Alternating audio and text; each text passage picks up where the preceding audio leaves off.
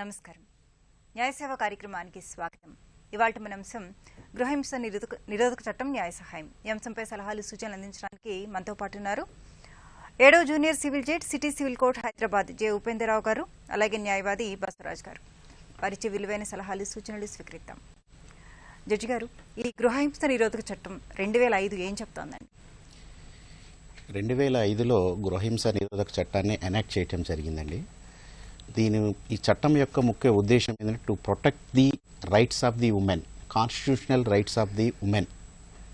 అంటే ఫ్యామిలీకి సంబంధించినటువంటి ఎలాంటి డిస్ప్యూట్స్, డొమెస్టిక్ వైలెన్స్ సంబంధించినటువంటి ఎలాంటి డిస్ప్యూట్స్ ఉన్నా కూడా she can approach the court and she can approach the aggrieved person, she can approach the concern officers for redressal. The purpose of enactment of this act is only to protect the women from domestic violence. Okay. Yes. అంటే ఈ గృహహింస కింద ఏవే వస్తాయండి? గృహహింస కింద ఏవి వస్తాయంటే ఫ్యామిలీకి సంబంధించినటువంటి any harassment made by the family members, కట్నానికి సంబంధించినటువంటి కానివ్వండి, ప్రాపర్టీస్కి సంబంధించినటువంటి కానివ్వండి, ఇంకా వేరే అదర్ అంటే ప్రాపర్టీస్ కోసం కానీ కట్నం కోసం కానీ ఈ ఉమెన్ కానీ వాళ్ళకి సంబంధించిన రిలేటివ్స్ని కానీ ఎవరిని హెరాస్మెంట్ చేసినా ఈ protection of women domestic violence act కింద aggrieved party women she can approach the court by filing complaint for redressal, for monetary relief, for any economic abuse, for compensation, for maintenance, for protection order she can approach the court.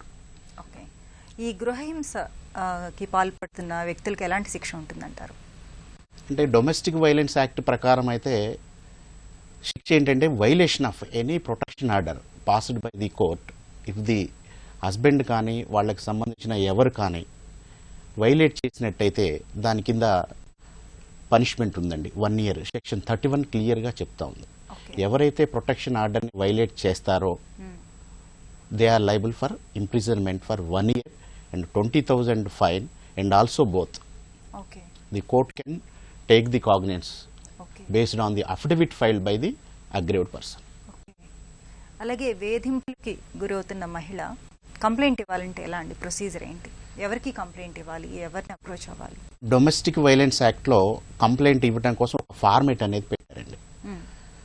ఒకవేళ any domestic violence act జరిగిందని జరగబోతుంది అని తెలిసినా కూడా aggrieved party women తరపున anybody can file complaint before the magistrate or protection officer కూడా ఇవ్వచ్చు. Okay. Protection officer కనుక కంప్లైంట్ ఇస్తే ప్రొటెక్షన్ ఆఫీసర్ మేజిస్ట్రేట్ గారి కన్సర్న్ జ్యుడిషియల్ మేజిస్ట్రేట్ గారికి ఫార్వర్డ్ చేస్తారు. దాని మీద కోర్టు పర్స్యూ చేసి నిజంగా ఇందులో డొమెస్టిక్ వైలెన్స్ యాక్ట్ జరిగింది అని కనుక కోర్టు ఫీల్ అయితే అప్పుడు కేసు రిజిస్టర్ చేసేసి కన్సర్న్ ఎవరెవరు డొమెస్టిక్ వైలెన్స్ యాక్ట్ పాల్పడ్డారో వాళ్ళకి నోటీసులు ఇవ్వడం జరుగుతుంది. అగ్రీవ్డ్ పార్టీ డైరెక్ట్ కోర్టు కూడా అప్రోచ్ అవ్వచ్చు by filing complaint. Okay. Okay. Basavaraj గారు, అలాగే గృహహింసకి పాల్పడుతున్నప్పుడు ఇప్పుడు చాలా మందికి సాక్ష్యాలు రుజువులు ఉండవు. అలాంటప్పుడు ఏం చేయాలంటారు? కోర్టు అడుగుతుందంటారా సాక్ష్యాలు రుజువులు? రైట్. అయితే మనకు ఇందులో ఒక విషయాన్ని మనము అంటే ఎవరైతే అగ్రీవ్డ్ పర్సన్స్ ఉంటారో వాళ్ళందరూ కూడా గమనించాల్సినటువంటి విషయం ఏంటంటే మిగతా చట్టాల్లో ఒక సిస్టమ్ ప్రూఫ్ ఏ రకంగా ప్రూవ్ చేయాలనేటువంటి విషయం ఒక సీక్వెన్స్ ఎవిడెన్స్ యాక్ట్ ప్రకారం ప్రూవ్ చేయాల్సినటువంటి పరిస్థితి ఉంటుంది. ఒక 2 విట్నెస్లు, ఐ విట్నెస్లు ఇట్లా రకరకాలుగా. కానీ అదే ఇక్కడ వచ్చినటువంటి ఈ చట్టంలో ఉన్నటువంటి విషయం ఏంటంటే ఆమె అగ్రీవ్డ్ పర్సన్ ఒక్కరు చెప్పినా కూడా బిలీవ్ చేయడానికి అవకాశం ఉన్నటువంటిది ఇక్కడ ఉన్నటువంటి వెసులుబాటు మనకి. ఒక అఫిడవిట్ రూపంలో ఇంతకుముందు జడ్జి గారు చెప్పినట్టుగా ఒక అఫిడవిట్ రూపంలో ఆమె యొక్క చెప్పాల్సినటువంటి విషయాన్ని చెప్తే అది బిలీవ్ చేయాల్సినటువంటి పరిస్థితి కోర్టుకుంటుంది. కాబట్టి ఈ రకంగా గృహహింస చట్టంలో ఉన్నటువంటి వెసులుబాటు ఏదైతున్నదో, ఫర్ ఎగ్జాంపుల్ మీరు అన్నట్టుగా ప్రూవ్ చేసే విషయానికి వస్తే ఇదొక విషయమే కాకుండా ఒక కాల్ అటెండ్ చేద్దాం అండి, మళ్ళీ కంటిన్యూ చేద్దాం. గుంటూరు నుంచి రుద్ర గారు. Hello hello hello madam. Rudra గారు చెప్పండి. నమస్తే అండి మేడం. మేడం అది మా ఆయన వేరే ఆమె ఉంచుకొని అక్కడే ఉంటున్నాడు. నాకు 2 ఆడపిల్లలు, హెచ్ఐవి కూడా వచ్చింది. ఓకే. తను మమ్మల్ని చూడకుండా మా అత్తగారు మాకు మోసం చేసి ₹1,00,000 ఇచ్చినట్టు కాగితాలు కూడా రాయించుకున్నారు. ఇప్పుడు మమ్మల్ని ఇంట్లో రానివ్వట్లేదు. తను కూడా వెళ్ళి వేరే దగ్గర ఉంటున్నాడు. మమ్మల్ని చూడట్లేదు, పట్టించుకోవట్లేదు మేడం. మరి ఇప్పుడు మా పరిస్థితి ఏంటి మేడం? అసలు ఏం చేయమంటారు? చూడండి అమ్మా, మీరు ఏ ఏరియాలో ఉంటారు? ఇక్కడ స్టోర్పురం సార్, స్టోర్పురం వెదిరిపల్లి పోలీస్ స్టేషన్ కింద వచ్చింది సార్. కాబట్టి మీకు జరిగిన ఈ అన్యాయానికి మీరు లోకల్ పోలీసుని అప్రోచ్ కావచ్చమ్మా. లోకల్ పోలీసు వాళ్ళని కలిసి నాకు ఇలా జరిగింది అని అంటే వాళ్ళు ఏం చేస్తారంటే, ఈ సర్వీస్ ప్రొవైడర్స్ అని ఉంటారండి ప్రతి ఒక్క జిల్లాలో. గవర్నమెంట్ సర్వీస్ ప్రొవైడర్స్ అంటే మీకు ఎలాంటి అన్యాయం జరిగినా కూడా మీకు హెల్ప్ చేయడం కోసము గవర్నమెంట్ ఒక వ్యక్తిని అపాయింట్ చేస్తుంది అనమాట. వాళ్ళకి రిఫర్ చేస్తారు. మీరు వాళ్ళ దగ్గరికి వెళ్ళి మీరు ఈ విషయాలన్నీ కనుక చెప్పుకుంటే మీకు జరిగిన మొత్తం అన్యాయాన్ని మొత్తం కూడా వాళ్ళు ఒక రిపోర్ట్ రూపంలో రాసి మేజిస్ట్రేట్ గారికి ఫార్వర్డ్ చేస్తారు. మేజిస్ట్రేట్ గారికి పంపిస్తారు. మేజిస్ట్రేట్ గారికి పంపిస్తే అది మొత్తం పరిశీలి చేసిన తర్వాత మేజిస్ట్రేట్ గారు మీ హస్బెండ్ మీద మిమ్మల్ని ఎవరెవరు ఇబ్బందులు పెడుతున్నారో వాళ్ళందరికీ కూడా నోటీసులు ఇచ్చి వాళ్ళని కోర్టుకు పిలిపించడం జరుగుతుంది. మీరు అలాంటి ప్రయత్నం ఏమైనా చేశారా? అయితే ఇప్పుడు దాకా అలాంటిది ఏం చేయలేదు సార్. మీకు దగ్గరలో ఉన్న పోలీస్ స్టేషన్కి వెళ్ళి మీరు రిపోర్ట్ ఇవ్వండి అమ్మా. ఫస్ట్ రిపోర్ట్ ఇస్తే అక్కడ ఏమవుతుందంటే మీకు జరిగిన అన్యాయాన్ని కానీ ఫస్ట్ క్రిమినల్ కేసు రిజిస్టర్ చేస్తారు. తర్వాత వాళ్ళు మిమ్మల్ని కోర్టుకు ఫార్వర్డ్ చేస్తారు. మీరు ఎలా కంప్లైంట్ అయ్యాలి ఏంటి అనేది కూడా వాళ్ళు మీకు కన్సర్న్ పోలీసు వాళ్ళు మీకు సజెస్ట్ చేస్తారు. దాని ప్రకారం ఫాలో అవ్వండి. దానికి మీరు కోర్టుకు ఫీజు కూడా కట్టాల్సిన అవసరం ఏమి ఉండదండి. అలా అప్రోచ్ అవ్వండి అమ్మా. కంపల్సరీ మీకు న్యాయం జరుగుతుంది. ఇక్కడ ఇంకొక విషయం, ఒకవేళ మనం కోర్టుకు పోవడంలో కొంత ఇబ్బంది అవుతుంది, పోలీస్ స్టేషన్స్కి పోవడంలో కొంత ఇబ్బంది అవుతున్నది అనుకుంటే, ఎందుకు ఫర్ ఎగ్జాంపుల్ పోలీస్ స్టేషన్ పోయిన తర్వాత భర్త ఒక రకమైనటువంటి భర్త బంధువులు కావచ్చు మమ్మల్ని పోలీస్ స్టేషన్ వరకు ఈడిచింది కదా అనేటటువంటి ఒక ఫీలింగ్ వస్తుంది. కోర్టుకి వెళ్ళినట్లయితే కోర్టు వరకు తీసుకెళ్ళింది కదా అనేటటువంటి ఫీలింగ్ కూడా వచ్చేటటువంటి అవకాశం ఉంటుంది. కాబట్టి మనకు ప్రభుత్వం కల్పించినటువంటి వెసులుబాటు ఒకటి ఉంది. కేంద్ర ప్రభుత్వము సఖీ కేంద్రాల పేరుతోటి, ఇంతకుముందు గతంలో కూడా చెప్పాం మనం ఈ విషయము, ఈ సఖీ కేంద్రాల పేరుతోటి అన్ని రకాలైనటువంటి సౌకర్యాలు మనకు జిల్లా కేంద్రంలో ఉన్నాయి. అక్కడ జిల్లా కేంద్రంలో ఉన్నటువంటి కలెక్టర్ కార్యాలయం దగ్గరికి వెళ్ళినట్లయితే అక్కడ డిస్ట్రిక్ట్ వెల్ఫేర్ ఆఫీసర్ అని చెప్పేసి ఒక డిసిగ్నేటెడ్ అధికారి ఉంటాడు. ఆయన కింద పనిచేసేటటువంటి ఒక సుమారు ఒక 17-16 మంది ఎంప్లాయీస్ ఉంటారు. వాళ్ళకి ఏంటంటే డిఫరెంట్ కేటగిరీస్ పర్సన్స్ ఉంటారు. పోలీసు వైపు చూసుకునే వాళ్ళు ఉంటారు, న్యాయ సంబంధమైనటువంటి అంశం తెలిసిన వాళ్ళు ఉంటారు, ఇక్కడ అకామిడేషన్ చూసేటటువంటి వాళ్ళు ఉంటారు. వాళ్ళకు ఇంకా ఇబ్బంది ఉన్నది, ఇంట్లో ఉండడానికి ఇబ్బంది ఉన్నదంటే ఒక 5 రోజుల వరకు అకామిడేషన్ కూడా ఇవ్వడానికి ఫెసిలిటీ మనకు ఉంది. అయితే ఇక్కడ మనకు నేను ముఖ్యంగా ఈ వేదిక ద్వారా వాళ్ళకి తెలియజేయాల్సిన పరిస్థితి ఏంటంటే, ఎవరు కూడా ఈ ఫెసిలిటీస్ ని ఉపయోగించుకోవడంలో విఫలం అవుతున్నారు. డైరెక్ట్ పోలీస్ స్టేషన్ కు పోవడం వల్ల ఈ యొక్క బంధం అనేటటువంటి దూరం అయ్యేటటువంటి అవకాశం ఎక్కువ ఉంటుంది. కాబట్టి రైట్, చాలా మందికి తెలియదు. కాబట్టి నేను ఈ వేదిక ద్వారా వాళ్ళకి తెలియజేసేది ఏమంటే, ఈ సఖీ సెంటర్స్ ని కోట్లాది రూపాయలు ఖర్చు పెట్టి ప్రభుత్వం సౌకర్యాలు కల్పిస్తుంది. కాబట్టి విషయం తెలుసుకొని మనం అక్కడికి పోయినట్లయితే చాలా న్యాయం జరిగేటటువంటి అవకాశం ఉంటుంది. ఈ యొక్క కుటుంబ బంధం ఏదైతే ఉన్నదో తెగకుండా వాళ్ళు జాగ్రత్త పడతారు. ఆ రకమైనటువంటి ఫెసిలిటీ ఉంది. దాన్ని దయచేసి మీరందరూ కూడా ఉపయోగించుకోవాల్సిందిగా నా యొక్క విజ్ఞప్తి. ఓకే, మరో కాల్ తీసుకుందాం అండి. గుంటూరు నుంచి చరితాద్రి రెడ్డి గారు. హలో, గుడ్ మార్నింగ్ అండి, చెప్పండి. గుడ్ మార్నింగ్ అండి, నా పేరు చరితాద్రి రెడ్డి. ఒక ఇష్యూలో ఇప్పుడు మీరు మహిళ గురించి అనేది చెప్పారు. ఇందులో ఒక విక్టిమ్ గానే మహిళని మీరు చూపిస్తున్నారు. ఇక్కడ విక్టిమ్ గా ఉన్నటువంటి మహిళ ఆమెకు ఉన్నటువంటి హక్కులు కాన్స్టిట్యూషన్ ఇస్తున్న రైట్స్ ప్రకారం ఆమె మిస్టేక్ చేసినా కూడా దాన్ని రెక్టిఫై చేసుకోవడం కోసం మొదటి అవుట్ ఆఫ్ టెరిటరీకి వెళ్ళి ఒక ఫోన్ ఏజెంట్ ని, ఆ పిల్లల నుంచి ఒక ఎంపీ గాని, ఇంకా ఆమెకున్న రైట్స్ ప్రకారం ఇప్పుడు మీరు చెప్తున్న డీబీసీ డొమెస్టిక్ వైలెన్స్ యాక్ట్ గానీ అప్లై చేస్తున్నారు. దీనివల్ల అది కరెక్ట్ గానే ఉంటుందనేది భావన అవ్వచ్చు. కానీ ఆ ఇన్వెస్టిగేషన్ ఆఫీసర్స్ కూడా మహిళల కోసం మనం ఏదైనా చేయాలి, మహిళల ప్రైమరీ అని చెప్పి చేసే ఇన్వెస్టిగేషన్ కూడా ఏదైతే వీళ్ళు ఫ్యాక్ట్ చెప్తారో దాన్ని బేస్ చేసుకునే వాళ్ళు కోర్టులు ఫైల్ చేసేస్తున్నారు. ఇన్సెంట్స్ కానీ అన్ని క్రియేట్ చేసి వాళ్ళకి ఫేవర్గా ఫోన్ ఏంటి అవ్వచ్చు, ఏదైనా సరే కేసెస్ ఫైల్ చేస్తున్నారు. మరి ప్రొటెక్ట్ అవుతుందని ఒక భావం కొంతమందికి వస్తుంది. అలాగే ఇప్పుడు టీవీలో కూడా చాలా కొన్ని వైలెన్స్ మహిళలు కూడా చేసినటువంటి చూస్తున్నారు. కాబట్టి అది ఇన్కేస్ మిస్టేక్బుల్ గా అయితే అది వాళ్ళకి ప్రొటెక్ట్ అవుతుందని మీరు అనుకున్నా కూడా ఇప్పుడు కోర్టు ఈ యొక్క ఎవరైతే ఈ యొక్క పోలీస్ విక్టిమ్ గా ఉన్నటువంటి వాళ్ళ తల్లి వాళ్ళ భర్తను పెడుతున్నారు, ఆ వాళ్ళు మళ్ళీ కోర్టు ఉన్న ట్యాక్స్ అంతా పెట్టుకొని వాళ్ళు ఒక ప్రైవేట్ ఎఫ్ఐఆర్ కోర్టు ద్వారా ఒక ఎఫ్ఐఆర్ కట్టిస్తారు ట్యాక్స్ అన్ని కూడా కలిపి. అప్పుడు దాన్ని ఉన్న ట్యాక్స్ ని తీసుకొని మనం ఎగేది సేమ్ ఎవరైతే విక్టిమ్ గా ఉందో ఈ ఒక ఎక్స్క్యూజ్ అయిపోతుంది. అప్పుడు ఇది ఒక అనాలిటీలో దొరికి తమకు ఎవరు చూడలేదు కదా, ఎందుకంటే భార్యాభర్తలు పొందడం కూడా సీక్రెట్స్ అనే నమ్మకం మీద నడుస్తుంది కానీ ఎక్కడా కూడా ఇటువంటివి కూడా వాస్తవాలు అనేవి ఎవరికి అడగదో తెలియదు. అలాగే చరితార్థ రెడ్డి గారు, ఇది ఈ చట్టం అనేది మహిళల రక్షణ కోసం ఏర్పాటు చేయబడింది. అదే మహిళల రక్షణ కోసమే మీరు ఇవన్నీ నడుస్తున్నాయి. మరి ఇటువంటి ఫాల్స్ పోతుంది ఉన్నటువంటి ఎవిడెన్స్. వినండి సార్, ఇక్కడ ఒక విషయాన్ని మేడం వాళ్ళు చెప్తున్నటువంటి విషయంలో, అందుకనే నేను పోలీసు కోర్టు అనే కంటే ముందు ఆ ఇబ్బంది జరగకుండా ఉండడం కొరకే ఇప్పుడు ఉన్నటువంటి Sakhi centres, one stop centre OSC అనే పేరుతోటి వన్ స్టాప్ సెంటర్ అని కూడా ఫెసిలిటీ ఉంది మనకు. ఆ రకమైనటువంటి పరిస్థితులు ఇబ్బందులు వస్తున్నాయనే ఉద్దేశంతో ఈ యొక్క కేంద్రాల ఏర్పాటు జరిగింది. ప్రతి జిల్లా కేంద్రంలో, దేశంలో ఉన్నటువంటి ప్రతి జిల్లా కేంద్రంలో ఈ యొక్క ఫెసిలిటీ ఉంది మనకి. అక్కడ ఎప్పుడు కూడా బంధాన్ని విడగొట్టడం కొరకు వాళ్ళ ప్రయత్నం ఉండదు. ఎక్కడ కూడా వాళ్ళు కలపాలనేటటువంటి ఉద్దేశంతో ఇల్లీగల్ గా ఏదైతే కేసెస్ ఫైల్ అవుతాయి, తర్వాత ఆ రకంగా ఇబ్బంది జరగాలనే ఉద్దేశంతో ఈ సెంటర్స్ ఏర్పాటు చేశారు. చాలా ఫెసిలిటీ ఉంది. దయచేసి మనం ఒకసారి వాళ్ళని ఉపయోగించుకోమని చెప్పేసి మనం సజెస్ట్ చేయాలి. ఖచ్చితంగా ఆ రకంగా ఇబ్బంది జరగదు అక్కడ. అట్లాగే రాంగ్ తప్పుడు కంప్లైంట్ చేసినా కూడా కోడ్ ఆఫ్ క్రిమినల్ ప్రొసీజర్లో దానికి పనిష్మెంట్ ఉందండి. ఇప్పుడు కంప్లైంట్ కేసు కానీ ఫాల్స్ అని గినక ఓన్లీ ఫాల్స్ ఎలిగేషన్ చేశారు, ఓన్లీ కేసు కోసమే ఎలిగేషన్ చేశారని అంటే కోడ్ ఆఫ్ క్రిమినల్ ప్రొసీజర్ ప్రకారం the court can impose the fine and punishment also. False if the court feels that the allegations made against the so person is found false. సిఆర్పిసిలో one provision ఉందండి. Okay, మరో call తీసుకుందాం అండి. శ్రీలక్ష్మి గారు, hello చెప్పండి. శ్రీలక్ష్మి గారు. Hello madam, నా పేరు శ్రీలక్ష్మి. మేము ఉండేది పొందికెళ్ళు గ్రామంలో. ఓకే. అయితే మాది లవ్ మ్యారేజ్. నాకు పాప పుట్టింది. ఓకే.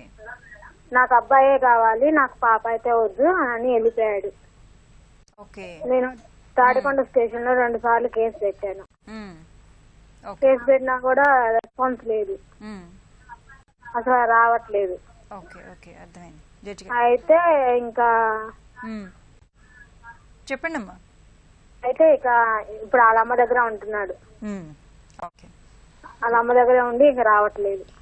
చూడండి అమ్మా, మరి మీరు పోలీస్ కేసు పెట్టారు కదా, పోలీస్ కేసు ఏమైంది? కేసు పెట్టాను సార్. పెడితే వాళ్ళు వార్నింగ్ ఇచ్చారు, వదిలేశారు. మరి మీరేమన్నా లాయర్ గారి ద్వారా కానీ ఏమన్నా నోటీస్ ఇప్పించారా? మరి ఇలా మీరు మమ్మల్ని, మా పాపని, పిల్లల్ని వదిలేసి మీరు పోయి అక్కడ ఉంటున్నారు ఇలా అని మీరు ఏమైనా నోటీస్ ఇవ్వటం ఏమైనా జరిగిందమ్మా? లేదు సార్, లేదు సార్. లేనప్పుడు మీరు ఏంటంటే ప్రతి జిల్లా కోర్టులో కానీ మీ మఫ్షల్ ఏరియాలో అంటే మీరు ఉండే ప్లేస్లో ఉండేటువంటి కోర్టులో కానీ లీగల్ సర్వీస్ అథారిటీస్ అని ఒకటి ఉంటుందమ్మా. మీరు అక్కడికి వెళ్ళి కనుక ఒక పేపర్ మీద ఇలా సంగతి ఇలా అని మొత్తం రిపోర్ట్స్, మీకు జరిగిన అన్యాయం గురించి రిపోర్ట్ కనుక రాసుంటే వాళ్ళు లీగల్ సర్వీస్ అథారిటీ వాళ్ళు మీ హస్బెండ్ని పిలిపించి మీకు కౌన్సిలింగ్ చేసి మీ మధ్యలో డిస్ప్యూట్ ఏముందో అది సాల్వ్ చేయడానికి అవకాశం ఉంటుందమ్మా. మీరు లీగల్ సర్వీస్ అథారిటీ వాళ్ళని మీరు అప్రోచ్ కావచ్చు. దానికి కూడా మీరు ఏం కోర్టు ఫీజు ఏం కట్టాల్సిన అవసరం కూడా ఏముండదమ్మా. మీకు రూపాయి కూడా ఖర్చు కాదు. లీగల్ సర్వీస్ అథారిటీ వాళ్ళు మీకు కావాలంటే కూడా ఒక లాయర్ని, లీగల్ ఎయిడ్ని కూడా మీకు అపాయింట్ చేస్తారమ్మా. మీరు కూడా వారికి కూడా ఏం ఫీజు కూడా ఇవ్వాల్సిన అవసరం ఏముండదండి. మీకు ఫ్రీగా మీకు న్యాయం అందచేయడం జరుగుతుంది అక్కడ. మీ దగ్గర ఉన్నటువంటి లీగల్ సర్వీస్ అథారిటీకి అప్రోచ్ కండి. అదండి.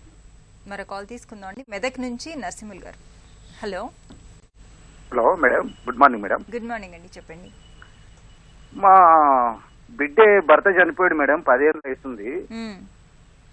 ఇరువురకు అసలు పోలీస్ స్టేషన్ పోతే ఎస్ఐ గారు చెప్పారు కిరాయినైనా పంపాలి అని చెప్పారు. ఇరువురకు పంపరు, వాళ్ళు ఇయరు సంఘటన తెచ్చి ఉంచిన కిరాయికి. ఏం చేయాలి అనేది అర్థమవుతలేదు.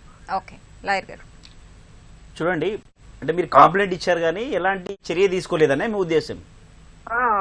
వాళ్ళు ఏం చేసారు, పోలీస్ స్టేషన్ ఇచ్చేస్తే వాళ్ళు కోర్టు అప్రూవల్ చేసారు సార్. మీరు చెప్పినటువంటి విషయము, మీరు కంప్లైంట్ చేశారు కదా పోలీస్ స్టేషన్ లో. అవును, కంప్లైంట్ చేసిన తర్వాత పోలీసు వాళ్ళు తీసుకున్నటువంటి చర్యలు ఏమిటి? ఏం చేశారంటే పిలిపించి అడిగితే వాళ్ళు ఏం రెస్పాన్స్ రాకపోతే వాళ్ళు ఏం చేశారు, కోర్టుకు అప్రూవ్ చేశారు. అంటే కోర్టుకు ఛార్జ్ షీట్ వేసినారా, కోర్టుకు దాఖలు చేసినారా? ఛార్జ్ షీట్ దాఖలు చేశారా వాళ్ళు? కోర్టుకు దాఖలు చేశారు. ఆయన కోర్టుకు తిరుగుతున్నారా? కోర్టుకు తిరిగిండ్రు, అది కాంప్రమైజ్ కామంటే కాంప్రమైజ్ కాలేదు, కొట్టేసారు సార్. అది ఏం సరే. కాలేదు మాకు మీరు న్యాయం. ఇప్పుడు ఏం కావాలని కోరుకుంటున్నారు? వారి నుండి మీకు కావాల్సినటువంటి రిలీఫ్ ఏమి, ఉపశమనం ఏం కోరుకుంటున్నారు మీరు? మాకు ఇన్ని పైసలు ఇస్తే మేము సంగారెడ్డి ఇల్లు కొనుక్కోవాలని చూస్తున్నాం సార్, రైట్ అంతే. రైట్. అయితే మీకు ఏమైనా ఆస్తులు ఉన్నాయా? మీ ఇప్పుడు ఎవరైతే చనిపోయినాడు అంటున్నారు కదా మీ అల్లుడు, 3 ఇండ్లు ఉన్నాయి, Right. 5 ఎకరాల 17 రైట్. గుంటల అది ఎట్లా భూమి వచ్చింది ఉన్నది. ప్రాపర్టీ? అది ఏ రకంగా వచ్చింది? అది పెద్దల ఆస్తా లేకపోతే అది చెప్పండి. పెద్దల ఆస్తి సార్ అది. కాబట్టి ఇప్పుడు మీకు పిల్లలు ఉన్నారా ఏమన్నా? కొడుకో బిడ్డ. రైట్. కాబట్టి ఎప్పుడైతే పిల్లలు ఉన్నారో వాళ్ళకు వంశపారంపర్యంగా హక్కులు సంక్రమించేటటువంటి అవకాశం ఉంటది. కాబట్టి వాళ్ళకి రైట్ ఉంటది, వాళ్ళకు ఎంతైతే షేర్ రావాలనో, ఎంత భాగం అయితే రావాలో ఆ రకంగా వచ్చే అవకాశం ఉంటది. కాబట్టి మీరు ఎవరైతే ఏ కోర్టులో అయితే కేసు వేశారో, పోలీస్ కేసు వేశారా మీరు? అదే కదా, ఆ కోర్టులో అంటే అక్కడ జూనియర్ సివిల్ జడ్జి కోర్టు ఉంటే బహుశా అంటే ఒక పరిధిని బట్టి ఉంటుంది. అక్కడ junior civil judge, senior civil judge అనేది ఆస్తి యొక్క విలువను బట్టి మీరు ఒక న్యాయవాది, ఒక సీనియర్ న్యాయవాదిని కనుక అప్రోచ్ అయినట్లయితే మీకు సరైనటువంటి సలహా ఇస్తారు. లేదు మీరు ఇప్పటికే ఇబ్బందుల్లో ఉన్నారని అనుకుంటే అక్కడ ఉన్నటువంటి మండల న్యాయ సేవా అధికార సంస్థ అని ఉంటుంది.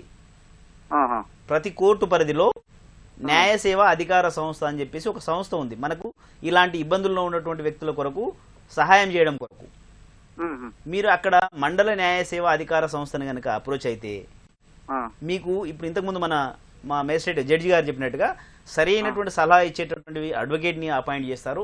మీకు సరైనటువంటి న్యాయం జరగడానికి కూడా అవకాశం ఉంటుంది. అక్కడ మీరు మండల న్యాయ సేవ అధికార సంస్థను సంప్రదించవచ్చు. మండల న్యాయ సేవ సంస్థ, మండల న్యాయ సేవ అధికార సంస్థ కోర్టు పరిధిలోనే ఉంటుంది, కోర్టు కాంపౌండ్ లోనే ఉంటుంది. మీరు కోర్టు దగ్గరికి వెళ్ళి అడగండి మీరు. అలాగే అండి, డొమెస్టిక్ వైలెన్స్ యాక్ట్ లోనే ఉందండి. మీ అమ్మాయితో గనుక మీరు కేసు వేపిస్తే, డొమెస్టిక్ వైలెన్స్ కేసు వేస్తే రెసిడెన్స్ ఆర్డర్ అని ఉంటుందండి. మీరు మీ అల్లుడు గారికి ఏ అయితే ప్రాపర్టీస్ ఇల్లు ఉన్నాయని అంటున్నారో అవును, అందులో మీకు వాటా వస్తుంది, మీ అమ్మాయికి వస్తుంది. కాబట్టి రెసిడెన్స్ ఆర్డర్ అని ఉంటుందండి. మీ అమ్మాయి గనుక కోర్టులో వెళ్ళి అప్లికేషన్ పెట్టి చేస్తే ఆ ఇంట్లో ఉండటం కోసం హక్కు కల్పిస్తుంది కోర్టు. దాన్నే రెసిడెన్స్ ఆర్డర్ ఉంటుంది. డొమెస్టిక్ వైలెన్స్ యాక్ట్ లో స్పెసిఫిక్ గా ఒక ప్రొవిజన్ కూడా ఉందండి. అయితే అక్కడ ఉండే పరిస్థితి లేదు సార్, అక్కడ చంపే ప్రయత్నం చేస్తేనే ఇక్కడ దొరకచ్చు. వినండి. అయితే అక్కడ రెసిడెన్స్ ఆర్డర్ ఇచ్చిన తర్వాత వాళ్ళు కనుక అక్కడ ఏమైనా ఇబ్బంది చేస్తున్నారంటే మీరు మళ్ళీ కోర్టుకు అప్రోచ్ అయ్యారనుకోండి, అక్కడ లోకల్ పోలీస్కి కోర్టుకు డైరెక్షన్ ఇస్తుంది, ఆమెకి ప్రొటెక్షన్ ఇవ్వండి అని ఇస్తుంది అనమాట. అలా కాబట్టి అక్కడ ప్రొటెక్ట్ ఇస్తారు వాళ్ళు, కోర్టు డైరెక్షన్ ప్రకారం వాళ్ళు ప్రొటెక్షన్ ఇస్తారు, మీరు అక్కడ ఉండొచ్చు. అది రైట్. కాల్ తీసుకుందాం అండి. హైదరాబాద్ నుంచి సాహిత్ గారు. హలో. ఓకే జడ్జి గారు, ఇంతకుముందు మనం సఖీ సెంటర్స్ గురించి మాట్లాడుకుంటున్నాం. ఈ సఖీ సెంటర్స్ ని ఎలా అప్రోచ్ అవ్వాలి? ఇప్పుడు కామన్ గా వీళ్ళకున్న ప్రాబ్లం ఏముందో దానికి సంబంధించిన టోల్ ఫ్రీ నంబర్ కూడా ఏమన్నా ఉందంటారా? టోల్ ఫ్రీ నెంబర్ ఉందండి, టోల్ ఫ్రీ నెంబర్ ఉందండి. వెళ్ళి వాళ్ళకి లైన్ లోకి వచ్చినట్టున్నారండి, మళ్ళీ కంటిన్యూ చేద్దాం. సత్య గారు చెప్పండి. హలో, నా పేరు సాహిత్య సార్. ఓకే. పెళ్ళైన 1 month కి మెంటల్ టార్చర్ స్టార్ట్ చేశారు, తిట్టడము, ఎంత పని చేసినా పని చేయట్లేతాను అని బాగా టార్చర్ పెడుతున్నాం మెంటల్ గాను. అరేంజ్డ్ మ్యారేజ్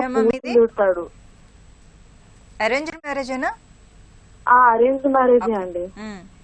చెప్పండి. మొన్న పుట్టింటికి వస్తే లాస్ట్ మంత్ నువ్వు ఎందుకు వెళ్ళావు మీ ఇంటికి అని ఇంట్లో నుంచి వెళ్ళగొట్టేశారు అందరు కలిసి. మీ మ్యారేజ్ ఎప్పుడైందమ్మా? March 11th అయింది. March 11th. ఓకే. ఎవరు సపోర్ట్ చేయరు ఆ ఇంట్లో, మా అత్తయ్య గాని, ఆడబిడ్డ, మా హస్బెండ్ అయితే బూతులు అండి, అసలు చెప్పుకోని బూతులు తిడుతున్నాడు. ఓకే. ఇప్పుడు మీరు ఎక్కడ ఉంటున్నారు? సొల్యూషన్ ఏంటంటే దీనికి, అంటే తనకి నా మీద ఎట్లాంటి ఫీలింగ్స్ లేవు, లవ్ గానీ ఏది లేదు, అది తెలిసిపోతుంది నాకు. దీనికి సొల్యూషన్ ఏంటి? నన్ను అన్ని మాటలు ఉన్నప్పుడు విట్నెస్ ఎవ్వరు లేరు. సో దీనికి ఏంటి, ఎట్లా ప్రొసీడ్ అవ్వమంటారు? ఓకే. ఇప్పుడు మీరు ఎక్కడున్నారు? మీ పుట్టింట్లో ఉన్నారా? మీ అమ్మ వాళ్ళ ఇంట్లో ఉన్నారా? ఆ అమ్మ వాళ్ళ ఇంట్లో ఉన్నా, ఆషాఢం కదా ప్రెసెంట్. ఓకే. సో పెద్దవాళ్ళని తీసుకొస్తానే మాట్లాడతా, అంతవరకు మీతో మాట్లాడని మాటలు కూడా మాట్లాడడం మానేశారు మా ఆయన. ఓకే. 30 days అవుతుంది. ఓకే. సాహిత్య గారు చెప్పండి. చూడండి, ఇప్పుడు మీ పేరెంట్స్, మీ హస్బెండ్ వాళ్ళ పేరెంట్స్ మ్యాక్సిమం ఇష్యూని సామరస్యంగా సాల్వ్ చేసుకోవడం కోసం ప్రయత్నం చేయండి. ఎందుకంటే మీరు కూర్చుంటే అసలు ప్రాబ్లం ఎక్కడొస్తుంది ఏంటి అనేది తెలుస్తూ ఉంది. ఇప్పుడు మీరు తొందరపడి నన్ను ఇలా చేస్తున్నారు అలా పోలీస్ కేసు పెట్టారనుకోండి, అతను చాలా ప్రెస్టేజియస్గా తీసుకుంటాడు అనమాట. నన్ను పోలీస్ స్టేషన్కి ఇచ్చారు, కోర్టుకు తీసుకొచ్చారు అని చెప్పేసి చేసుకునే అవకాశం ఉంటుంది. కాబట్టి మీ పెద్దలతోని, మీ మామగారు, మీ అత్తగారు, మీకు శ్రేయోభిలాషులు, వీళ్ళు ఈ పెద్ద మనుషులు బాగుంటారు, మంచిగా మాట్లాడతారు అనుకున్నారు, వాళ్ళని చూసుకొని మీరు మాట్లాడుకుని షెటిల్ చేసుకోవడం కోసం ప్రయత్నం చేయండి. ఒకవేళ మీరు ఎంత ప్రయత్నం చేసినా కూడా కలిసి ఉండే అవకాశాలు లేదు అని అనుకున్నప్పుడు మీరు లీగల్గా అప్రోచ్ అవ్వండి. కామన్ గా ఏమవుతుందంటే అండి, పెళ్ళైన కొత్తలో ఇవి ఫస్ట్ స్టార్టింగ్ లో ఈ ప్రాబ్లమ్స్ అన్ని ఉంటాయి. కొద్దిగా సెట్ చేసుకునే మార్గం చూసుకోవాలి. ప్రతి దానికి కూడా మనం పోలీస్ స్టేషన్కి, కోర్టుకు వెళ్ళి మనం జీవితాన్ని పాడు చేసుకోవడం అనేది కరెక్ట్ కాదు. మ్యాక్సిమం ట్రై చేయండి ప్రయత్నం చేసుకోవడం కోసం. లేదు అనుకుంటే తప్పలేదు అనుకుంటే మాత్రం కోర్టుకు రావాల్సి వస్తుంది.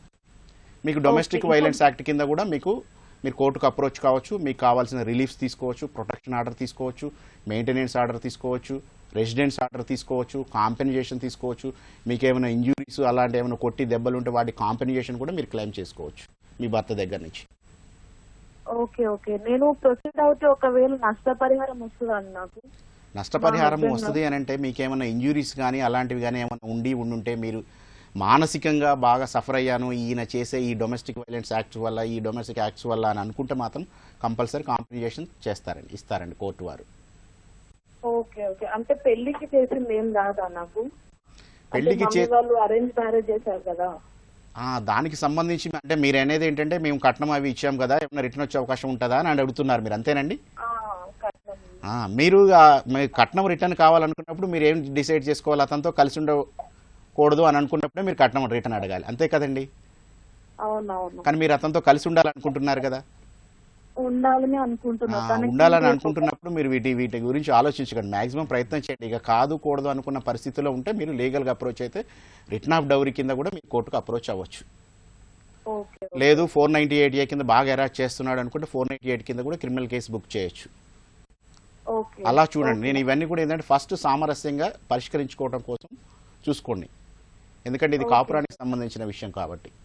అవునవును, తనకి లేదు నా మీద, నాకు చాలా మంది కలిసి ఉంటారు, అందుకే ఒక్కసారి మాట్లాడదాము కలుద్దాము అంటే కూడా మాట్లాడి మీతో అని చెప్పి తిడుతున్నాడు ఫోన్ లోనే. అదేనండి, మీరు పెద్దలందరూ కూర్చొని తీసుకుంటే అసలు విషయం ఏంటి, ప్రాబ్లం ఎక్కడొస్తుంది ఏంటి అనేది అతను కూర్చోబెట్టి మాట్లాడితే తెలుస్తుంది కదా.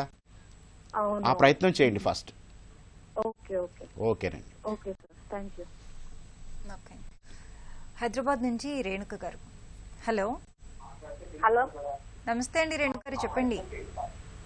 అదేంటి అయితే 30 ఏళ్ళు అవుతుందండి మాది, జీవనం అయిపోయింది, పెద్దగా అయిపోయింది, పిల్లలు కానీ. హలో, ఇప్పుడు ఏంటమ్మా ప్రాబ్లం ఏంటి మరి?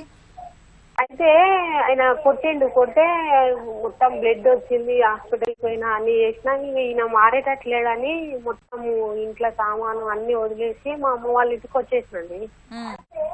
వచ్చేసిన ఇక వాళ్ళు ఏదో దారి చూపించిండ్రు, మరి ఆయన ఎక్కడ పోయిందో అందులో ఉన్న సామాన్లన్నీ అమ్మేసుకొని అన్ని ఏమేమో చేసి లాస్ట్ కి కనిపించట్లేదు. కాకపోతే 5 మంది, అత్తమ్మనేమో చాలా ముస్తలమైంది. అయితే ఇంకా ఇక్కడికి నార్కల్కి వచ్చినాం మా అమ్మ వాళ్ళ ఇంటికి. కొంచెం మా బాబుకు సెల్ ఫోన్ షాపులనే హైదరాబాద్ లో చేసేవాడు. మమ్మలను బతకనీయకుండా బాగా తాగడం, చాలా సతాయించడం, నానా ఇంతలో పెడుతుండే. బాబు పెద్దోడైనా వాళ్ళ డాడీ మాటనే వినేటోడు, అసలు చిన్న ఉన్నప్పుడు పంపించేటోడు కాదు. కానీ ఇంకా లాస్ట్ అవన్నీ చూసి బాబు కూడా విరక్తి చెందింది. అమ్మాయి ఏమో లవ్ మ్యారేజ్ చేసుకుంది. అయితే లవ్ మ్యారేజ్ చేస్తుంది కానీ మొత్తం వాళ్ళకే పరిమితి, ఇంకా క్యాస్ట్ వేరే మంగళంలో. మీరు ఏం కోరుకుంటున్నారమ్మా? మీ హస్బెండ్ నుంచి విడిపోదాం అనుకుంటున్నారా, లేకపోతే కలిసి ఉందాం అనుకుంటున్నారా? విడిపోవడానికి మనిషి లేడు కదండి, ఇల్లు వదిలేసిండు, అందులో ఉన్న సామాన్ అంతా అమ్మేసుకుంటూ తాగిందో ఏం చేసిందో ఆయన ఆచూకి తెలియదు. మరి ఇప్పుడు నలుగురు అన్నదమ్ములు ఉన్నారు, 5 మంది ఉన్నారు. అత్తమ్మ ఉంది, అత్తమ్మ చాలా ముఖ్యాలనే కాదండి. ఇప్పుడు మీ ప్రాబ్లం ఏంటి మరి? దీనికి ఏదైనా మళ్ళా ముందు ఏదైనా ఆయన వచ్చి ఏమైనా చేయాలి ఏంది అంటే మమ్మల్ని బాధ పెడతాడా అని బాధ, అంతే. ఓకే, ఆయన వచ్చిన తర్వాత మిమ్మల్ని బాధ పెడితే ఏం చేయాలి అని అడుగుతున్నారా? ఏం చేయాలి అని అడుగుతున్నా, ఎందుకంటే మస్తు బాధలు పడి. అర్థమైందమ్మా, అర్థమైంది. వినండి. చెప్పండి సార్. ఇప్పుడు మీరు పిల్లలైనారు, 30 ఏళ్ళు అయింది పెళ్లి జరిగి, అంతే కదమ్మా? 30 సంవత్సరాలు అయింది మీ పెళ్ళి అయ్యి, తర్వాత పిల్లలు పుట్టినారు. ఈ పరిస్థితులలో మీరు కేసుల విషయము ఇవన్నీ ఆలోచించకుండా ఆయన వచ్చిన తర్వాత నిజంగానే ఇబ్బంది పెడుతున్నారంటే, మీరు అక్కడ సఖీ కేంద్రం ఉన్నది, జిల్లా కేంద్రంలో సఖీ కేంద్రం అని ఉంటుందమ్మా, సఖీ సెంటర్ అని ఉంటుంది. వాళ్ళ ద్వారా కొంత కౌన్సిలింగ్ ఇప్పించండి.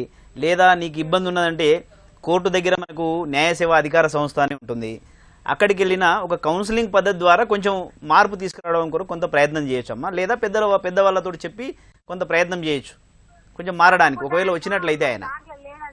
వస్తాడో రాడో కానీ మామూలుగా మిమ్మల్ని అడిగి తెలుసుకుందామని. అదేదమ్మా, అందుకొరకే అంటున్నా నేను. వాళ్ళు ఉన్నారు, అంతా ఉన్నారు కానీ వాళ్ళ నుంచి మాకు ఒక 10 రూపాయలు కూడా సహాయం లేదండి. ఎవరి నుంచి? ఎందుకంటే మా బావ వాళ్ళు ఉన్నారు. అదేదమ్మా, అంటే ఒకవేళ మీ ఆస్తులు ఏమన్నా ఉన్నాయంటే ఆస్తుల కొరకు మనం కోర్టుకు పోవచ్చు. తర్వాత డొమెస్టిక్ వైలెన్స్ యాక్ట్ కింద మనకి ఉన్నటువంటి మీ ఆస్తులు ఏమైనా ఉన్నాయి, మీ బావగారుల దగ్గర ఉన్నాయి అనుకుంటే, వాళ్ళు ఏదన్నా అమ్మడానికి చూస్తున్నారు మీ భర్త లేని సమయంలో, మీరు లేనటువంటి సమయంలో, అంటే మీరు డొమెస్టిక్ వైలెన్స్ యాక్ట్ కింద అమ్మకుండా కూడా ఆర్డర్ తీసుకోవడానికి అవకాశం ఉన్నది మీకు. ఈ యొక్క గృహహింస చట్టం కింద ఇది అందరూ కూడా వినాల్సినటువంటి అంశం ఏంటంటే, ఈ గృహహింస చట్టం కింద కూడా ఆస్తులు అమ్మకుండా ఆర్డర్ తీసుకోవచ్చు. ఇది ఒక ఫెసిలిటీ. ఇది చాలా మందికి అవగాహన ఉండదు. ఈ డొమెస్టిక్ వైలెన్స్ యాక్ట్ కింద కూడా ఉన్నటువంటి ఆస్తులు ఏదైతే మామగారుల పేరు మీద, అత్తగారి పేర్ల మీద, భర్త పేర్ల మీద ఉన్నటువంటి ఆస్తులు ఏవైతున్నాయో, ఎందుకంటే సివిల్ కోర్టుకు పోవడానికి కొంచెం టైం తీసుకుంటుంది, ఆ డాక్యుమెంట్స్ కలెక్ట్ చేయడము ఇదంతా కూడా process, it will take some time. కాబట్టి ఈ డొమెస్టిక్ వైలెన్స్ యాక్ట్ కింద ఆస్తులు కూడా అమ్మకుండా ఆర్డర్ తీసుకోవచ్చు మనం కోర్టు నుంచి. కాబట్టి ఇట్లా ఈ రకరకాల ఫెసిలిటీస్ ఉన్నాయమ్మా. నీవు నిజంగా నీకు ఇబ్బంది ఉంటే ఏ న్యాయ సేవాధికార సంస్థ పరిధి కిందికి వస్తే అక్కడ పోయిరండి, లేదా సఖీ సెంటర్కి వెళ్ళొచ్చు, కోర్టుకి వెళ్ళొచ్చు, మీకు ఇన్ని అవకాశాలు ఉన్నాయి, పోలీస్ స్టేషన్కి వెళ్ళొచ్చు. కాబట్టి మీరు ఎందుకు ఊహించుకొని ఇబ్బంది పడే కంటే చూద్దాం, ఆయన వచ్చిన తర్వాత చూడండి. కృష్ణా జిల్లా నుంచి పార్వతి గారు. హలో, నమస్తే మేడం. నమస్తే అండి, చెప్పండి. అంటే కొంచెం మాది మ్యారేజ్ అయ్యి 5 years అవుతుందండి. మా హస్బెండ్ బాగా టార్చర్ పెడతారు శారీరకంగా, మానసికంగా అనేసి ఇంకా పెద్ద గొడవలో పెద్ద మనుషులే పెడుకుని బాగా అలవాటు అయిపోయింది వాళ్ళకి. పిల్లలు ఉన్నారండి? ఆహా లేదండి. అంటే నేను 3 years నుంచి ఇక్కడే ఉంటున్నాను, కొడుతున్నారు, పంపించేస్తున్నారు, నన్ను అక్కడ సరిగ్గా కాపురమే చేయనివ్వట్లేదు. అయితే మా నాన్నగారు పెద్ద మనుషులు పెడతావేంటి అనేసి ఇక్కడ మా చుట్టాల రిలేటివ్స్ వాళ్ళ ఇంటి దగ్గర పెద్ద మనుషులు వాళ్ళు ఒక ఇద్దరు, మాకు ఇటు సైడ్ ఒక ఇద్దరు నుంచి కూర్చుని మాట్లాడారు. మాట్లాడినా వాళ్ళు వద్దంటున్నారు, మేము కూడా వద్దు అనేసామండి. అంటే మా కట్నాలు మాకు ఇచ్చేసి మాకు 5 lakhs అడిగారు మా నాన్నగారు. అంటే నన్ను శారీరకంగా, మానసికంగా హింసించినందుకు మళ్ళీ మా కట్నం మాకు ఇచ్చేసేసి 5 lakhs ఇమ్మని అడిగితే సరే అన్నారు వాళ్ళు.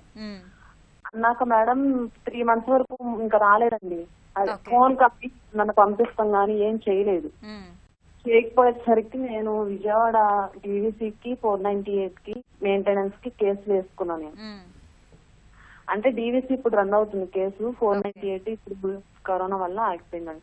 అంటే ఇప్పుడు పెద్ద మనుషుల మాటలు కోర్టులో ఏమన్నా చెల్లుబాటు అవుతాయి ఏంటి అనేసి వాళ్ళు అదే బెదిరిస్తున్నారు. మీరు ఇక్కడ మేము ఫోన్ రికార్డ్ గానీ సొంత సైన్ గానీ ఏం చేయలేదండి పేపర్స్ మీద, ఉన్న ఒక మాటలు మాట్లాడుకున్నారు అంతే. మీరు మాట్లాడారు కోర్టులో చెప్తాం అనేసి బెదిరిస్తున్నారు.